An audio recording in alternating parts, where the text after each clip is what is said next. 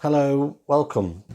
Today I'm going to be reflecting on the DX Commander, which I've been using for about 6 months now as a base antenna. So for those of you who are new to the channel, my name's Carl.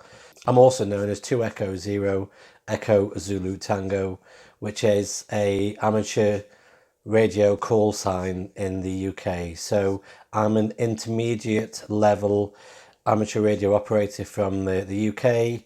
The intermediate is the mid-level license, so I'm working towards the advanced license. If you're quite new to the channel as well, please don't forget to like and subscribe and drop comments in. For those of you who have been following the channel for the past few weeks, thank you very much. I really appreciate the activity that we're generating. For the weekly chats, I'm happy to listen to your ideas and your themes and topics. So please drop into the comments any particular themes or topics you would like me to focus on, and I'm more than happy to do that. So some of you may have seen the previous video I did last year.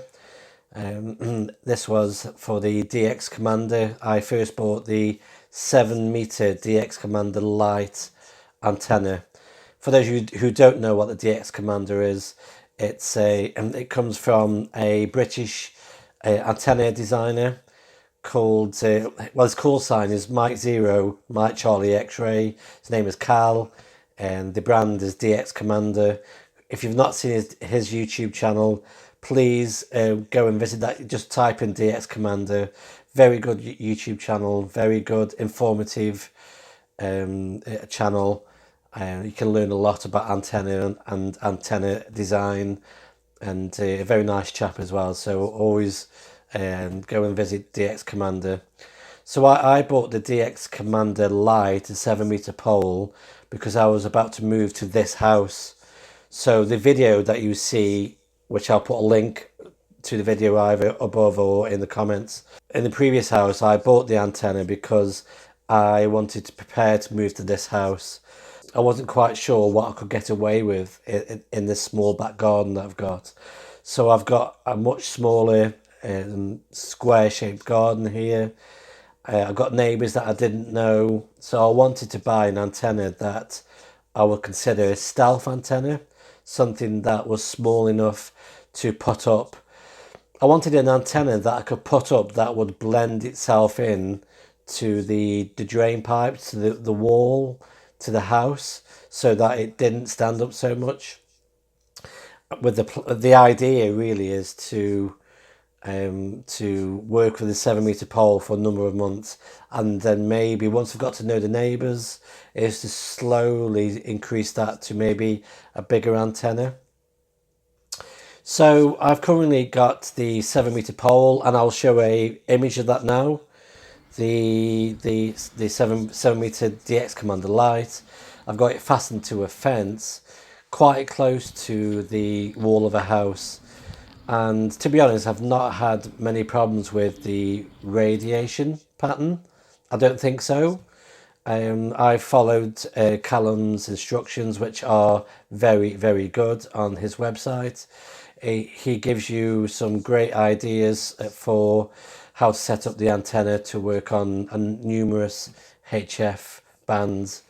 I've chosen 40 meters and 20 meters. So on my particular base setup, I've got a 40-meter linear loaded, which means the wire goes up to the top of the pole and back down again about 3/4 of the way down. And then I've also got a radiator for 20 meters. I have 32 radials, cut about 2.4, 2.5 meters, and that resonates with the lowest band that I mostly work on. So it resonates quite well with 40 and 20. So at the moment, I get 40 meters and 20 meters with the SWR very good, very low. But I can also tune in for the 17 meters, and I've had contacts on there as well. It can tune in to 10 meters and also 6 meters. However, I don't know what the radiation patterns are for those sort of bands. What I do know is in my previous house, I had a delta loop, and I also had an end-fed multiband wire with a 9-to-1 unum or a balun.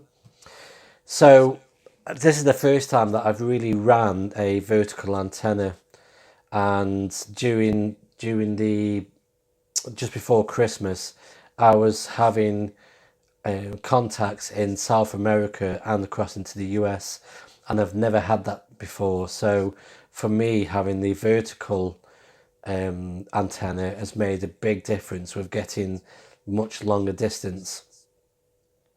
One mistake that I did make, which I think is really important to share, is that when I first set up the DX Commander, I had I cut the radials as Callum instructed, and I got the whole thing tuned in. It was working really well. But then I decided to I found some spare wire. I just threw some extra radials on there, and I went through about 4 or 5 weeks where I thought it was a problem with the propagation. I thought, oh, well, that the gods aren't playing fair with us.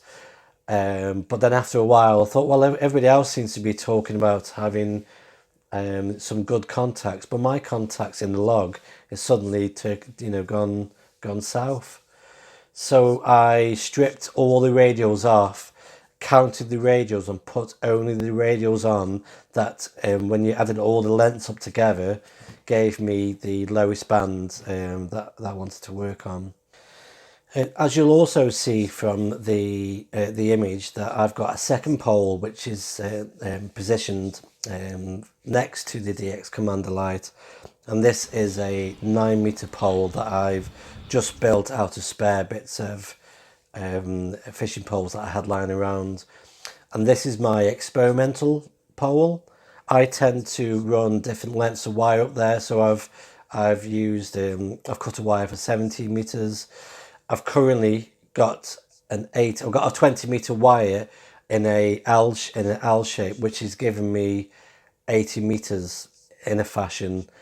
So what I've found is by using the radiator plate on the DX Commander, I can patch in separate wires running up a separate pole.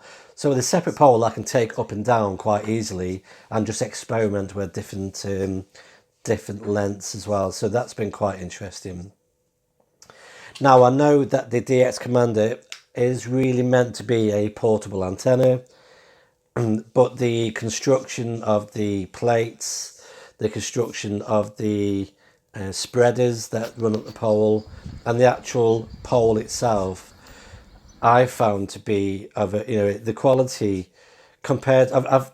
So to be fair, I've actually had quite a few different types of flag poles and fishing poles, and I've broken them, snapped them, got them stuck open, and they've collapsed and they've split.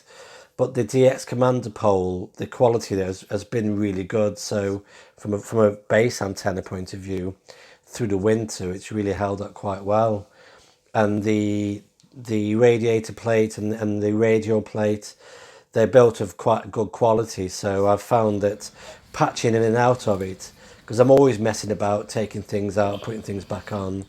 The engineering is quite good. So they are durable for people like me who muddle and mess about. So something else that I wanted to just talk about really is the instructions that Cal provides. The instructions are very good for an amateur. My construction ability is quite modest. Is quite of a novice. So would I recommend a DX Commander? Well, I've not really used the DX Commander portable yet. It's designed primarily for being a quick deployment antenna kit. So once you make the kit up, you have a fan dipole that you can take out in the field and quickly build and tear down. I've not tried that yet, so I can't give any thoughts on how it performs as a portable field trip antenna. I would say though, from my experience from using the antenna in a longer term deployment through the winter, that it's held up really well. So I would have confidence in the antenna during a longer period of operation. I I've also found that compared to other amateur radio gear suppliers, that the DX Commander, Callum, who mainly runs the business, is very good at communicating as well, which makes a big difference. If you've got a problem or if you've got a query, Callum does get back to the emails as well. So I have had difficulty with some manufacturers to get any answers to questions. I've not had any freebies off Cal, so I'm not saying this because I'm being paid to say this. It's just because actually I think for me as a amateur radio operator that's learning the hobby, it's been a great kit for do-it-yourself learning. So would recommend it to anybody that is coming into the hobby and moving through the license classes as well. So that's it for today. Please, like I said earlier, if you've got any ideas or topics you want me to cover, drop them into the comments. If you use a DX Commander, then drop your feedback into the comments as well. It'd be great to hear what everybody else is using and what other people would recommend, or what else I could do with the DX Commander, because at the moment I'm using it as a fan dipole and I'm going to try and use it as a phased array, which I don't know much about that yet, but I'm sure I'll learn. So that's it for today, folks. So I just wanted to say thank you very much and look forward to your comments to the video, and look forward to getting the next one out as well. So bye bye for now. Bye bye.